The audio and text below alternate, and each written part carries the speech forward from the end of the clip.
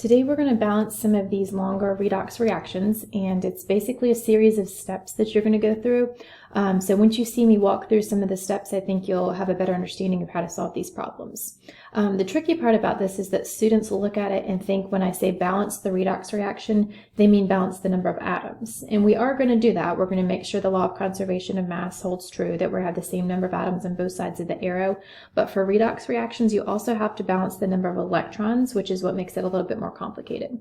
So before we can balance the redox reaction, we need to know the oxidation numbers of each element so we can see what is being oxidized and what's being reduced.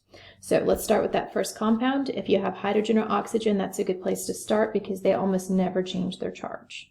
Hydrogen is only -1 if it's with a metal, and oxygen is only -1 if it's in hydrogen peroxide or any peroxide. But most of the time, hydrogen will be +1 and oxygen will be -2. And then if hydrogen is +1 and we have 3 of them, in this case nitrogen has to be -3 to make that compound equal 0. We'll put a -2 for oxygen, which means this has to be +2.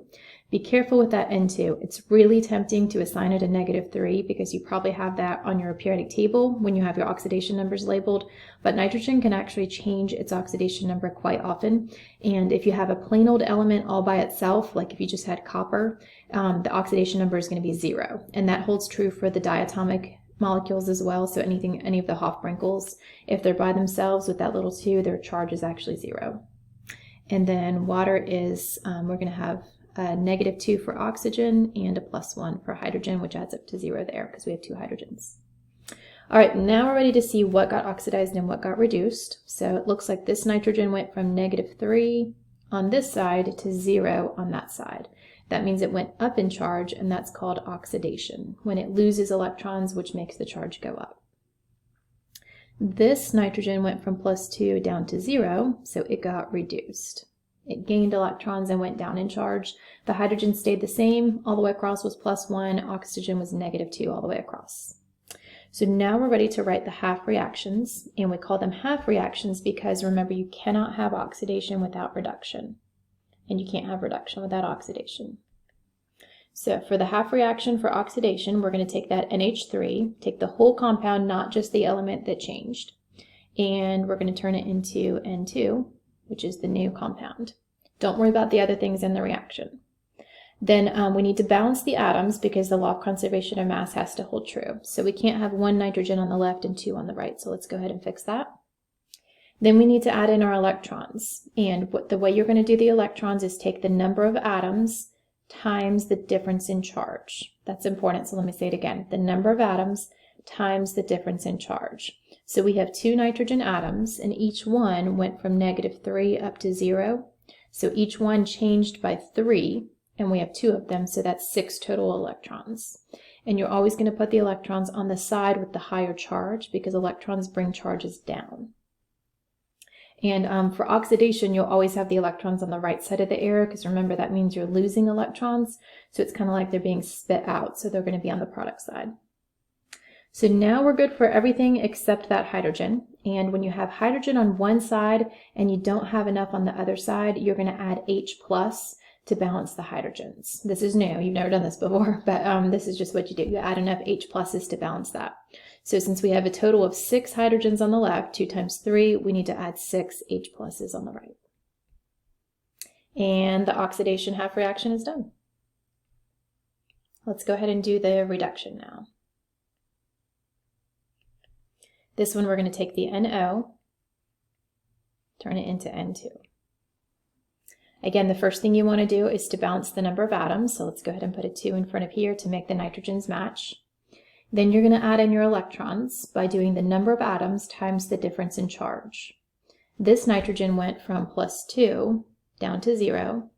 So it's a difference of 2, and we have 2 atoms that are doing that. So 2 times 2 is 4, and you're going to put the electrons on the side with the higher charge. And +2 is higher than 0, so we're going to put them over here. And then you need to fix the oxygen. So in the last half reaction, the blue one, we added H+ to fix the hydrogens. Now we're trying to add oxygens, and to fix that, you're going to add enough water molecules to balance the oxygen. So we're going to add 2 water molecules on this side so that now we have 2 oxygens on both sides. But notice that now we put hydrogen in there, so now we're going to add hydrogen to the left side.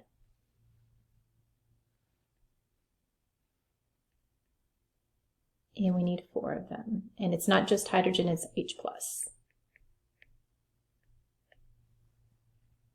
All right, now let's see if we are ready to combine these. So we can cancel anything that is the same on both sides. So first of all, we have to make our electrons match. We can't lose 6 electrons in one reaction and gain 6 electrons, or gain 4 electrons in the next one. We need to make them both match. So if you find the common number for 4 and 6 looks like it's going to be 12. So we need to multiply the first reaction by 2. And we need to multiply the second reaction by 3. And it's okay to write it like this, but it's really easy to forget that you have multiplied it by 2. So what I like to do so that I don't forget is to go ahead and distribute that 2 to everything else. So now this becomes a 4. We're going to put a 2 here. This becomes 12. This becomes 12. Now we're going to distribute that 3. So this becomes 12. 12, 6, 3, and 6. All right, now our electrons should match. We can't gain 6, like I said, or gain 4 and lose 6. We have to have the same number of electrons on both sides, and now they're both 12, so we can cross those off because we have 12 on this side and 12 on this side, so they cancel each other out. If you do it correctly, you will always be able to cancel your electrons. Let's see if there's anything else we can cancel. This was a 12. I see 12 H pluses on the left over here and 12 H pluses on the right over here, so we can cancel that. And I don't see anything else we can cancel, but I do see that we can combine the N2s. So let me show you what I mean. Now we're going to rewrite these together. We're going to put everything that's on the left into one reaction and everything on the right into one reaction. So in the blue reaction on the left, I have 4 NH3s. And I have 6 NOs from the green reaction. Over here I can combine the 2 and the 3 for the N2s because they're the same chemical. So 2 plus 3 is 5. And we're left with 6 waters. And let's just double check. None of the coefficients can be simplified because we've got 4, 6, 5, and 6. There's no ratios there that can be simplified. We can't combine anything and we can't cancel anything. So this is our final answer. And notice that in an acidic solution, you usually have that water or H+. All right, let's do another one. Here is our next reaction. The first thing we're going to do is assign oxidation numbers. So -2 here times 4 would give me -8. Notice this negative charge on this polyatomic ion means that we're going to make the Mn and the O add up to -1 instead of 0. So -2 times 4 is -8 for the oxygen, but I want it to equal -1, and so in this case magnesium has to be +7. Over here we have a charge on the iron, so that is the oxidation number for it. Same thing with this one, and same thing with this one. So the only one we had to do is that first compound. Now let's see if we can figure out what changed. Looks like magnesium went from 7 down to 2, so that got reduced. Oxygen is not even on the right side yet, and iron went from +2 to +3. Whoops, that's oxidizing. It went up. And now we're ready to do our half reactions. So let's pull out the MnO4. And don't forget that negative charge on it. It is a polyatomic ion, and I see a lot of times when students do these, they don't bring that charge down to the next reaction, and it's wrong. If it doesn't have that charge on it, it's not a polyatomic ion, it's a compound, or a neutral compound, so just be careful with that. And we're going to turn that into Mn2+. All right, let's walk through the steps. First thing is to balance the atom that changed. Magnesium, we have 1 on the left and 1 on the right, so it's already balanced. The next thing is to figure out the difference in charge times the number of atoms. So this manganese, went from, I think I said magnesium before, it's manganese, went from 7 down to 2, so that's a difference of 5. We only have 1 atom, so we just need 5 electrons, and you're going to put them on the side with the higher charge. All right, manganese is good. We've got our electrons in there. We just need to fix oxygen by adding some waters. So we need 4 waters over here to balance that oxygen. And now we need to add some H pluses to balance the hydrogen. So we'll add 8 H pluses over here. And that one looks good. Let's go ahead and do the iron now.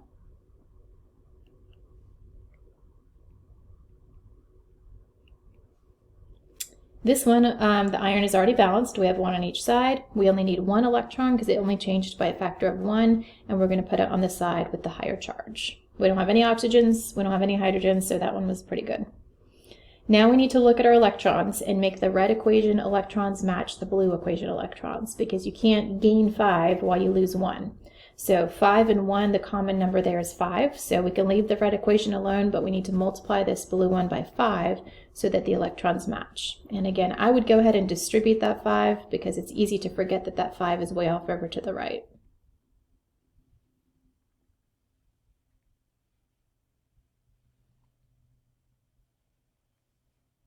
All right, and now let's see if we can combine these reactions. So the 5 electrons, again, if you do it correctly, you will always cancel your electrons. If you can't cancel them, then you didn't do something right. See if there's anything else we can combine. I don't see anything we can combine or anything we can cancel. The H plus doesn't cancel anything, waters don't cancel, so we're just going to bring these all down into one reaction.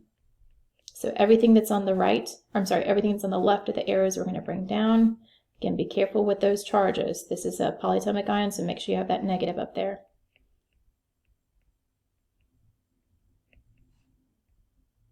And over here we have Mn2 plus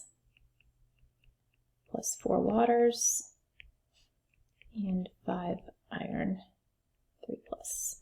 Let's just see if we can simplify any coefficients. I don't see that we can simplify them. I don't see anything that can be canceled or combined. And so we are finished. And since this is an acidic solution, we're still doing this one in an acidic solution, it's okay to leave it with the H plus. And that's it. I'll do the basic ones in another video.